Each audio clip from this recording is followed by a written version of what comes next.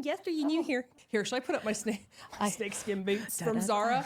Can we please get Zara to like at least like collab Royal with me? Tenenbaums, What do I have to say to get them to at least collab with me? You should be like Let's tell them right now. I wear Zara 24/7. 24/7. These boots right here. I see the name. These Zara. Okay, It but, says it but right they're like here. $50. These are. Look at this. Somebody would spend like $800 on They these. would. You wouldn't know $8,000. But that do you they think were. Zara? So I've even linked in Zara. You should. I have you should tried be to like find people. They're in Europe. So, but they're very hard to find. I I can want find them. I want to do a collab. I want to do like Zara hauls. I do these Zara hauls. I buy so much shit from Zara. You should just do a haul here. I know I shouldn't I? Yes. And then I want dressed in Lala too. Do you know the cat thing I sent you? The kitties. I love the cat. I can't say no to cats, even though I'm extremely allergic to them, which I just found out The recently. cats have your heart. They will all bury me in kittens because at that point I'll be dead and the allergies won't matter. Chris, on that note, Chris Worrell, welcome to the Carrie Croft Show. Thank you. Thanks for having You me know, again. I'm really sorry. I need to apologize that it's taken this long to get you back because I find that you are going to be, I already have this decided, you're a recurring cast member on the Carrie Croft Show. I feel like it's like the Mouseketeer show, and I'm kind of like the undercurrent. I pop back in. And T. Lee Show was supposed to be here today She- to do a she minimalist and maximalist. And that was the goal for today. But guess what? Universe said no. We women know how to pivot in a pinch. And it was easy. It was very easy because, again, like I told you, I've been sitting very, very gracefully. And for my personality, I have been sitting so calmly, seeking to understand, reflective. I'm like, Carrie, the last thing you want to do Pop off. is shoot before you aim. Right, because if you're going to kill the king, aim to kill the king. Correct. But I'm watching all of my fertility contingent out there speaking out, and I'm like, go girl. And I'm liking it. I mean, I went ham on Shannon Watts. Oh, yeah. Like all her comments. I'm like, She's great. I'm cheering these people on from afar. I'm like, Carrie, say something, because I feel so many things about this Alabama frozen IVF.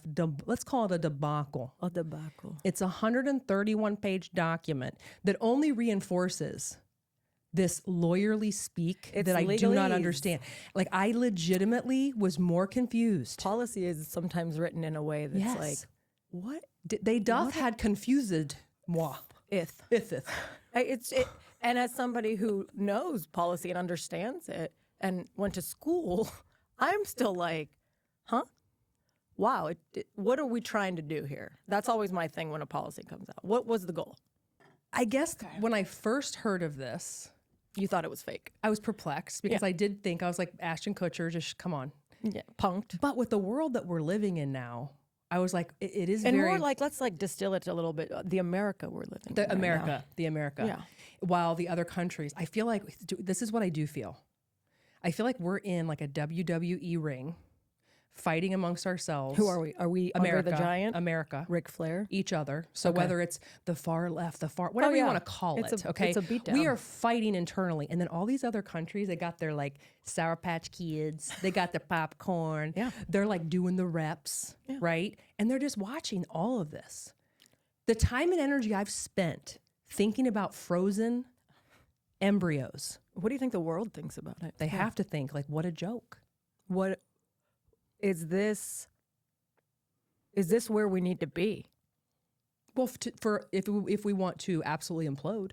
Like, what are we doing? Like that when I saw it, I was like, what? Possibly this couldn't be about this. This has to be like a collateral damage, an unintended consequence of the legislation. But regardless, it's an overstep beyond, that's such big government. And the thing about big government is the Republican Party is not supposed to be about big government. And I don't want to distill this to parties, but when did the government decide, so are we going to treat seeds the same as we treat full-grown trees? There's just so many different ways to think about this. A seed, I saw this thing, it was like a seed is not a tree. I don't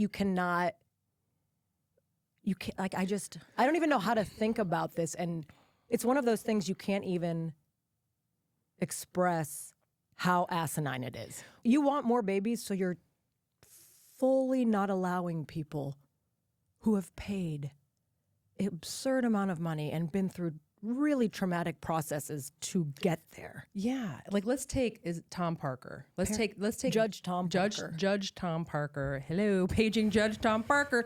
Jump on the clue. We have a problem in Alabama. Tom, we have 2 more tickets left on the clue bus. One's got your name on it. Front row seat, Tommy. Okay, so the people who want to be parents, literally more than almost anybody on. I just don't understand. Yeah, so I'm going to put a little practical wrapper on this. As someone who spent 16 years of my life trying to have a child.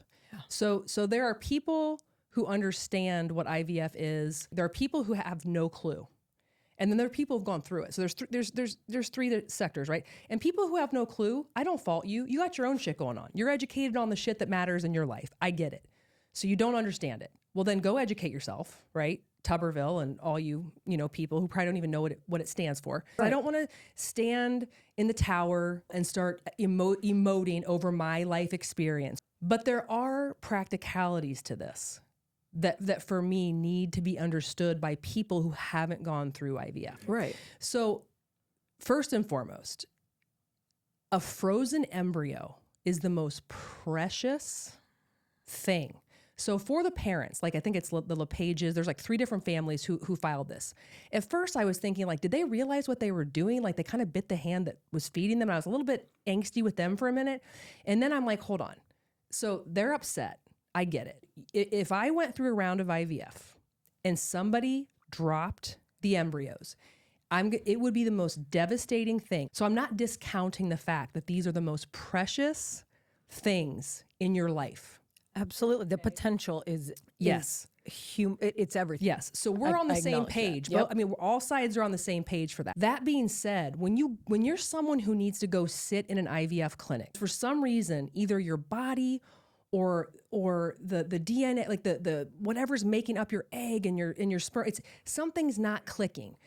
And that's really, really devastating. And then the fact that like you can't explain what it is. So you're basically sitting in a room, you walk in, you don't want to look at anybody else because it's like being in like a sex toy shop. You're like, ooh, nothing to see here. I'm not in the fertility clinic. And there's a random pregnant woman sometimes there, and it's all the tell things. How uncomfortable she is. For me, saying that, okay, we have to limit the number of embryos and only do fresh cycles. Let me just explain this to a layman. Because I'm talking to you if you don't really and I'm not saying this in a demeaning way. I really want to educate you on this. So it becomes like a Vegas situation. If you have ever tried to conceive this way, you go to all the forums and you look at like, and it's TTC, like trying to conceive, right? And so then all you care about once you do a cycle is like how many you got, and then you wait, how many fertilized, then you wait, how many actually went through. So it's a game of statistics. And so all you care about is that first number is really high, because you know the likelihood. And the likelihood for some people is so low. Like someone could get 16 and then it goes through the process, and depending on what they have going on internally or the universe or whatever, they may end up with one little MB. Okay? So to tell someone they have to go through this and just harvest what they're going, it doesn't make sense from not only an emotional and physical perspective, because each cycle is a couple of months and you're shooting yourself. And, what your marriage is on the brink because absolutely your people handle it differently. It's a horrible situation to be in. Yeah. So that's number one. Number two, the healthcare costs of even to get one cycle. Good for you, the companies that are doing it. Please, I wave that flag. Please start covering fertility treatments. My God. Couple the emotional and the mental situation, and then, oh, by the by, here's a $30,000 debt to handle. Now you can guys go sit over that. That's romantic. I mean, it's a freaking cyclone. Asking an intended parent to only harvest 1 to 3 embryos, which I think is kind of what they were swirling around. It's not practical. Again, from just a amount of time and energy to get the eggs. And then you couple that with the financial burden. It's not... Well, it's inhumane all around, the whole situation. Correct. And then Tuberville, getting interviewed. And the funny thing about this is when you grow up and you look at people and you think they have their shit figured out. You think they know what they're doing, right? Because they're in a position of power, because Power and they're old, influence, so you because they're assume. older, because they're whatever. People don't know what the fuck they're talking about half the time. So I'm NBC or whoever I am. I put my microphone up to Tommy Tuberville. Tommy, we got two Toms here. We got two Toms who need 2 tickets for the Clue bus. so Tommy Tuberville, you know what you could have done that day? You could have said no comment. I don't have a comment. You could have said no comment. You said, and I quote, "We need more kids." It's true. That's what he said.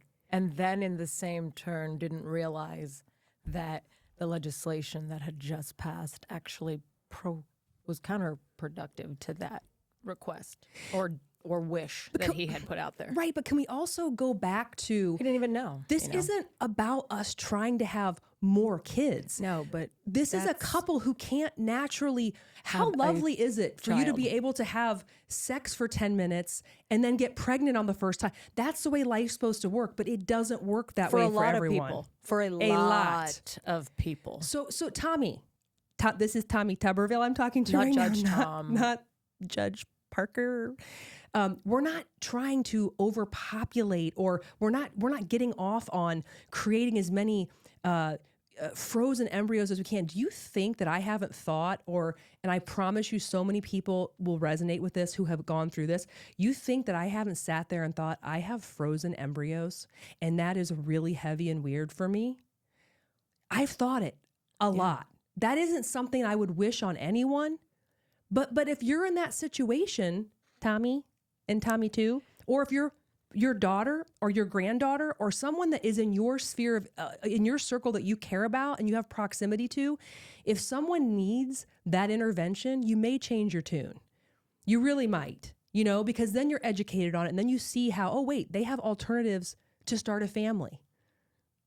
It's crazy town to me. It's almost like if you just took a moment and understood, this stuff wouldn't be happening. People just don't take the time at all to understand someone else's experience. No. And that's the issue, is our experience is not anyone really else's experience. And if you don't seek to understand that, this stuff's going to keep happening. It's going to spiral because the people that are doing it are centering themselves, not the people that are experiencing it. And, it's again, to go to the bigger picture of things with the world and the way America, the optics of how we're viewed, I feel like we're in a very vulnerable situation. And it feels real scary to me. And these types of things that we continue to focus on is a distraction. It's almost. Right. It truly is PSA, I'm not saying it's not important and critical and an important thing, but it is a distraction to, I think, something that we don't see coming potentially, I agree. And when you're busy, think about in life, if you're running around, you're running errands, you're doing all this stuff, you don't necessarily notice the small things or the things that are important. You're just hectic and running. I feel like we are in that hectic cleaning up before the party phase where mom's yelling and everyone's scrambling and we're going to miss something.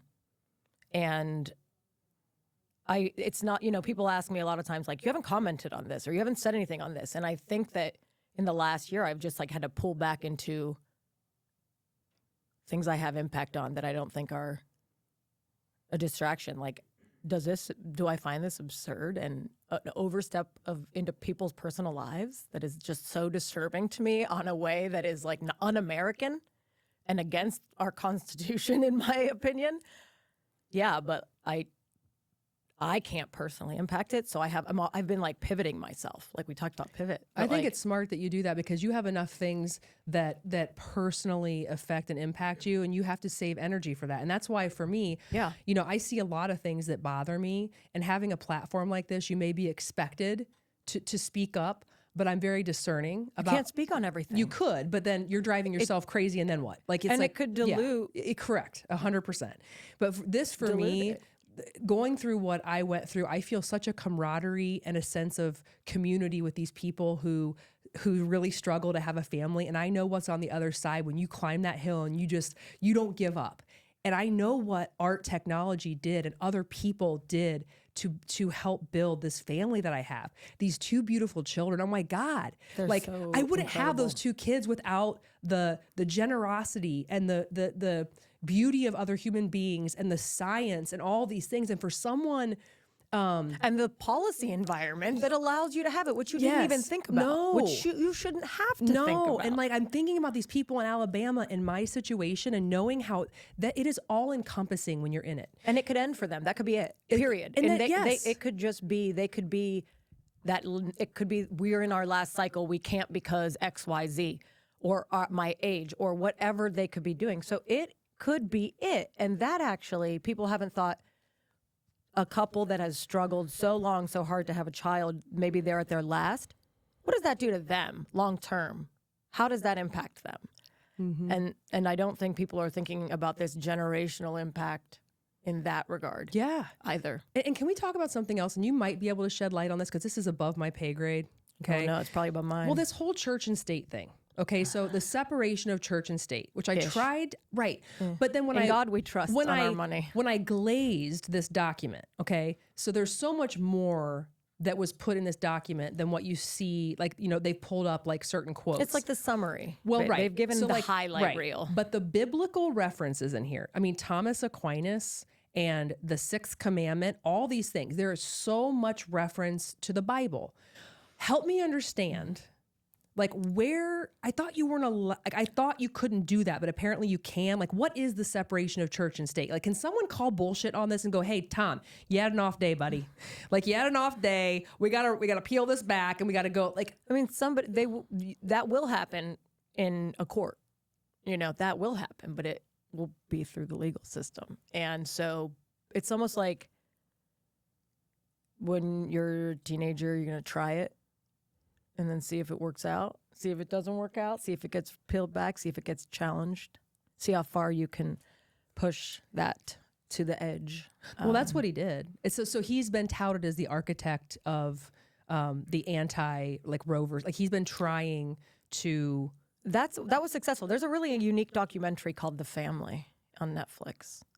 I recommend watching it because it really is fascinating to watch. It kind of shows a little underside of like the influence of men and people in power, David Coe particularly, and how their influence has, I'm a Christian, but how their influence has over like usurped everything. And it's a really fascinating documentary, but I think things are so much more complex than we realize under the surface, and they're not as cut and dry. And I think, a lot of times people are like, there is a separation of this document that was written by 20-something-year-old men, the Constitution. Like you're thinking about these things like they are living, breathing documents. There is supposed to be a separation, but the fact of the matter is there's not a separation a lot of times because it's only as separate as the person who's in that position of influence and power wants it to be necessarily. See how far you can push that is what I'm observing. But I just don't know where it ends because where does the trip switch hit when people are like, wait, like, is it banning birth control? Is it prophylactics not being sold over the counter? Like, what is the end game? I always ask, like, when my kids want to do something, I'm like, well, what do you want the outcome to be? And I almost think people are afraid to ask that question because I think a lot of people know the answer. And that's a hard thing to grapple with, I think. I see the future looking not as potentially exciting as it might, or happy, or smooth for us as a country. I don't think that's happening for us. I agree. I mean, look at the presidential candidates. No offense. Like my sons, I'm thinking about my adult sons who are voters, they don't want to vote. They don't want to vote. What do we think that Bobby Kennedy's going to do? So you think this is going to be even worse for? I'm looking more at like what's Joe Manchin and Mitt Romney going to do? Because they're looking at a ticket potentially. Well, he's running as an independent, I believe. Bobby Correct. Kennedy. And then I thought, And Manchin would run as an independent. well, so then doesn't that then divide, doesn't that make Trump's, I like, think, he- I'm going to say an unpopular thing. Donald Trump is the strongest candidate, and he is polling the best, period. That is not a personal No, I know. thing. I That know. is just a fact. And I've been saying that for a really long time. And people are like, no, like nothing's going to happen to him. He will not go to jail. He will be the nominee. And he's polling really, really well. So I live in a world of reality. I didn't always. I would love to like live in fantasy land, literally at Disney, because I'm an adult Disney fan. But that's for a different episode. I used to moderate a Disney board, but so this is, it's just. but no Mickey ears. But they can't fit my Head's head. too My big head's for the Mickey ears. too big. What? It's because it's just big. I don't know why. Because there's all them brains in there. It's not brain. It's just like a lot of space. It's like a Jello mold. We're so scared about the election outcome either way. We're just evolving. It's fine. Everything's fine. It's great. It's How fine. old are your presidential Everything's fine. candidates? 123 each. They're Rumpelstiltskin and Father Time. No, it's. The Ghost of Christmas Past is now also on the ballot. I don't even know who I was watching the other day, and he was just like talking about Biden. He was so. I'm like, he's like. Why did his dog bite people 25 times? What kind of love is that dog not getting? I just got a puppy, first of all. That is a lot of energy. I'm a cat person. But what kind of, like, child angst does Commander have? I don't know. You bit 25 times. And I read, my husband Josh was reading me the Secret Service accounts of it. And they were like, they had like a text chain on how to avoid getting bit by him. And then Biden's like just there, like He's weekend like, at Bernie's. They just like prop him 100%. up, and he's like, "Here you." And Commander bites him, but he doesn't know. He doesn't feel it. And there's probably. like, no, I'm just waiting for. I really think we should find our own presidential candidate. I keep saying this, and people think I'm kidding, People but keep I'm not. thinking it's going to be like Gavin Newsom for the Democratic Party. I will just say, like, I really don't think it's going to happen for the Democratic What about Party. Van Jones? Why wouldn't he run? I mean, the only person that can save that is Michelle Obama. Like, Why won't she run? Can she run? Is there some clause that you can't have been the first lady and run? Paging Michelle Obama. Michelle, my belle. Wow, that was so good and harmonic. Well, I mean, so here's the thing. Before we wrap up the Frozen MB convo, It's just I will say this, and I've said this before when I was talking about the Pope on a rope. El Papa. If you believe in reproductive rights and freedoms, this should absolutely It's bother you to the point where you should at least repost something or say so. Just don't, I never had IVF, not my circus, not my monkeys. I promise you someone in your life will be Yes. impacted at some point. And this is just straight up backwoods wrong, in my opinion. 100%. Say something. I mean, something. I just feel like we're all just kind of watching stuff like this that now it's so absurd, but we're becoming sort of numb to things. It doesn't impact you until it does. Yes. And so Yes. if you have a mentality that you're not going to do something because it doesn't literally impact you, but you can't see the larger, Yes. like if you're a woman, I'm just going to speak to women. I'm not going to even address the general, like you have to support the freedom to have autonomy over your body and your reproductive rights and access to your frozen embryos. That shouldn't even be something anyone has to say, that you should have access to that. That to me is insane. Yeah. Amen, sister. Say something, I'm giving up on you. Oh, we're say emo. say We're something. emo. Okay, moving on emo. to something probably just as emo. It's like, But I mean, it's okay. We'll take it back to incredible, the 90s right? emo. So in the podcast, and if you haven't listened to Chris's first podcast that she did way back in the day, she's an OG when I was in my office. Yes. So you came in and you were kind enough and gracious enough to tell sort of your life story, Yeah. which part of that story involves being taken in the middle of the night That's right. with your parents' permission. They call them transport. Okay, so you were transported to a school for quote unquote Troubled teens. troubled teens. Yeah, girls. Girls. Okay. And so that has definitely impacted your life. Absolutely. But let's give an update, because there's been a lot of things swirling around and a lot of things that you're doing, I feel like, in response to all of that. Yeah, so really bizarrely though, in December, the last 3 weeks, I took time off because the schools were shut down, and it was the only time I could. And I did ketamine treatments. I did 6 ketamine treatments over 3 weeks as a way to try to break through some of this like really difficult stuff for traumatic background, like I've shared some about. And then in January, I got like these requests on Facebook, and I was like, these are like super familiar. And it turns out that it was some other girls. I mean, I say girls, we're 40 some, in our mid 40s now, but it was us reconnecting from the school, which I'm not going to say at this point, but not yet. And it was us, like, some of us healed, some of us healing, some of us unhealed, some of us still damaged, but it was a reconvening of girls as women now.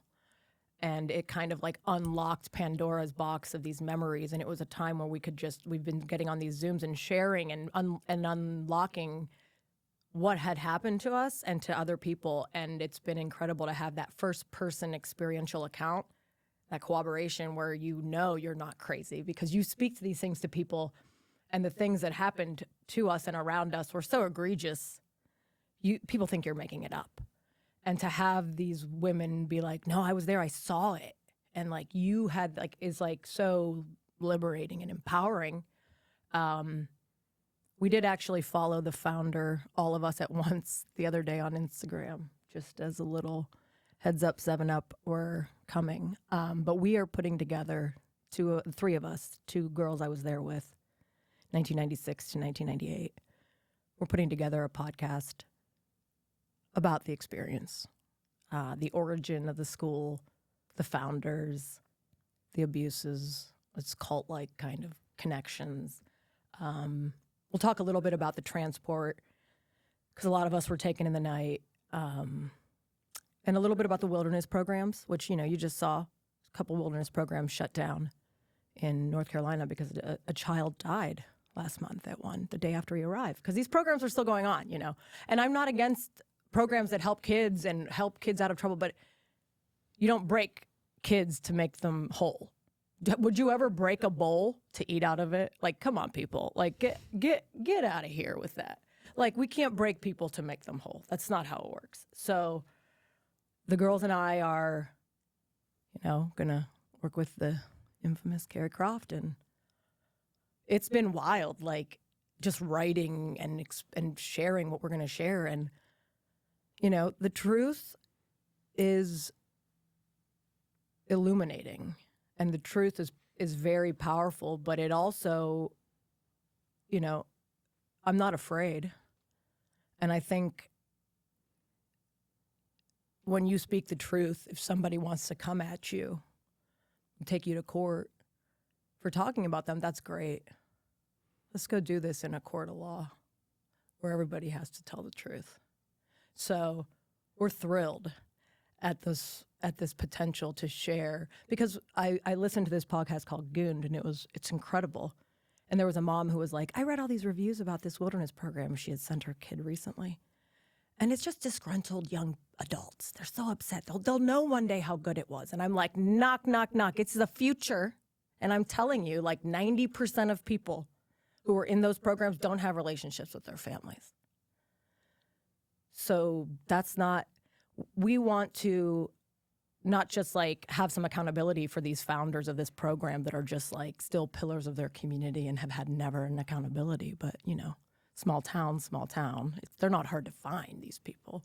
We know where they are. And we want them to know where we are. We had some pillars in the school on the programming, and the final one, it was always kind of confusing, was called The Return. So maybe this is the return.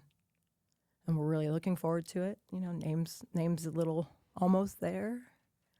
But, she's coming. The shame cycle ends with, there's a shame associated with institutionalization. And against your will. Even, period. So this should be a wild ride. At the very least, it's gonna be fun.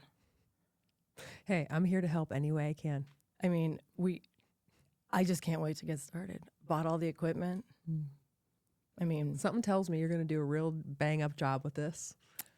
Something in my gut, something in my craw. I mean, who doesn't want to know where people who capitalized on families in crisis and were profiteers are now?